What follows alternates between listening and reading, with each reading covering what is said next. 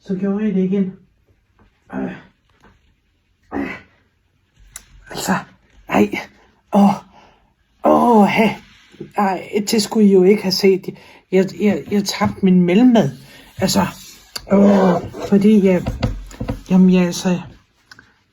jeg står her og fumler med noget kunst nede på gulvet. Altså, ja, det kan jeg også bare lade være med, når jeg spiser.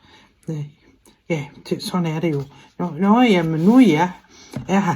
Jamen så skal I da også lige se, hvad det er, jeg fumler. Det her har jeg også lige fundet frem. Ja. Så den der mad, den må derover, fordi jeg kan jo ikke spise sådan noget, når jeg nu der på gulvet. Ja, men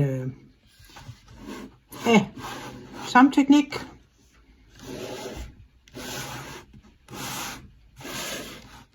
Ja. Meget sjov, ikke?